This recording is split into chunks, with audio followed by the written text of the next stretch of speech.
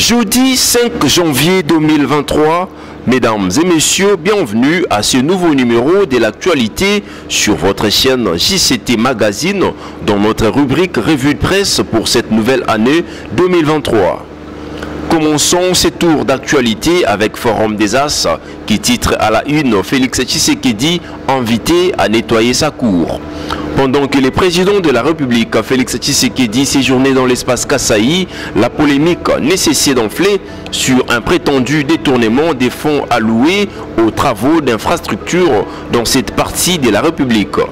Il s'agit des routes Kalamba-Mbujimayi, Mbujimayi-Kananga, la réfection de l'école Moudichi, les programmes présidentiels de lutte contre les inégalités, des travaux qui ont coûté une bagatelle de 120 millions de dollars américains décaissés par les trésors publics, renseignent plusieurs sources.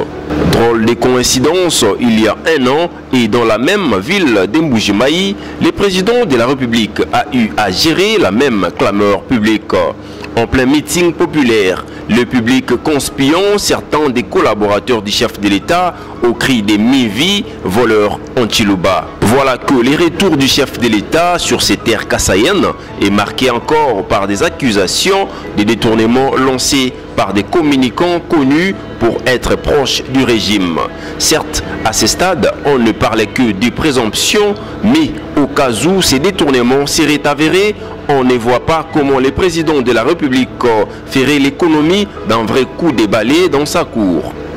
Nettoyer les écuries de Guias pour les premiers d'entre les Congolais ne serait plus une nécessité, mais un impératif moral et éthique, car l'état des droits et son corollaire, la bonne gouvernance, riment avec la sanction. Félix Tshisekedi devrait se poser d'autant plus facilement en père fouettard qu'il s'agit là de sanctionner ses proches et non les membres du gouvernement dont la procédure devrait passer par les parlements. Ne pas le faire à quelques encablures de la reddition des comptes pourrait donner à penser que l'impunité a encore la peau dure dans la cour présidentielle. De son côté, News.cd nous informe détournement présumé des 42 millions de dollars américains pour l'université officielle de Mbujimayi. Les ministres de l'enseignement supérieur et universitaire dément et parlent des 17 millions de dollars américains comme coût total. Après les passages du chef de l'État à Mbujimayi, plusieurs opinions dénoncent un présumé détournement des fonds alloués pour la construction de l'université officielle de Mbujimayi, OUM en sigle. Des sources concordantes parlent de plus de 42 millions de dollars américains volatilisés. En réaction, le ministre de l'ESU a devant la presse le mercredi 14 janvier démenti toutes ces accusations. Moïndo Nzangi a précisé que les travaux de l'université officielle de Mbujimayi vont coûter à l'État congolais 17 millions de dollars américains comme coût total. Les travaux de construction de l'université de Mbujimayi qui concernent les auditoires, les hommes, l'électricité vont coûter au total 17 millions de dollars américains. L'entreprise avec laquelle nous avons signé le contrat de construction préfinance les travaux et nous présente les factures pour validation et paiement. Au stade actuel, les travaux exécutés ne représentent que 18%, a-t-il fait savoir. Les précisions de Moïndo Nzangi sont donc contraires à celles des autres personnalités politiques qui confirment que la somme totale décaissée serait des 42 millions de dollars américains obtenus à partir du RAM. Toujours dans la même sens, Politico.cd titre à la une RDC, des étudiants seront soumis aux exercices militaires des 15 jours à Kibumango, annonce l'enseignement supérieur et universitaire.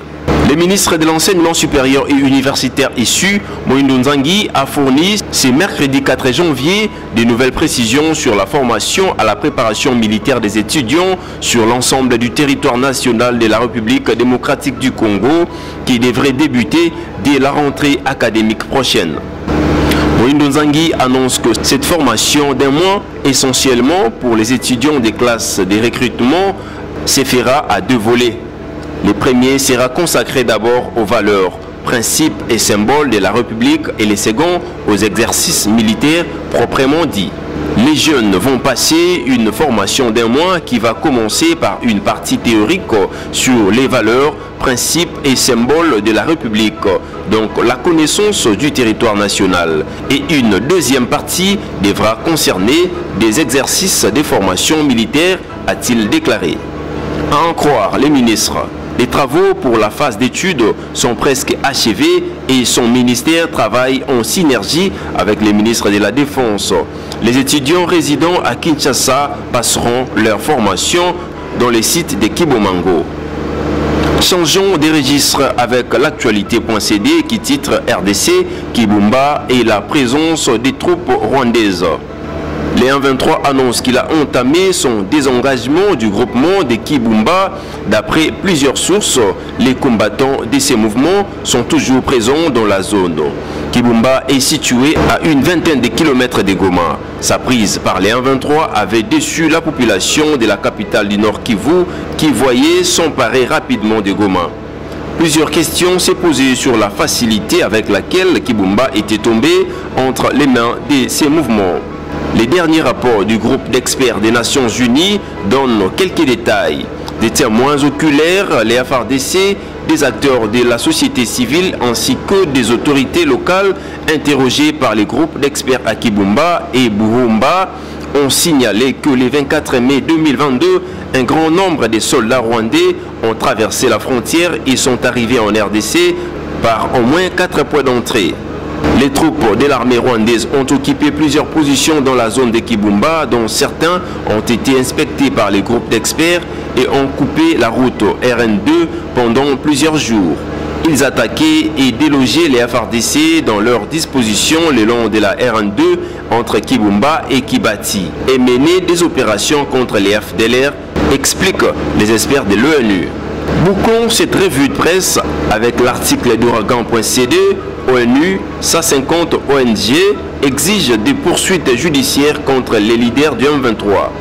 Dans un communiqué signé mardi à Kinshasa, Goma et Lubumbashi, les réseaux d'organisations citoyennes de l'RDC travaillent pour la documentation des actes terroristes du M23, considèrent que les preuves contenues dans les rapports du groupe d'experts de l'ONU sont largement suffisantes pour déclencher une procédure de poursuite contre les groupes terroristes M23.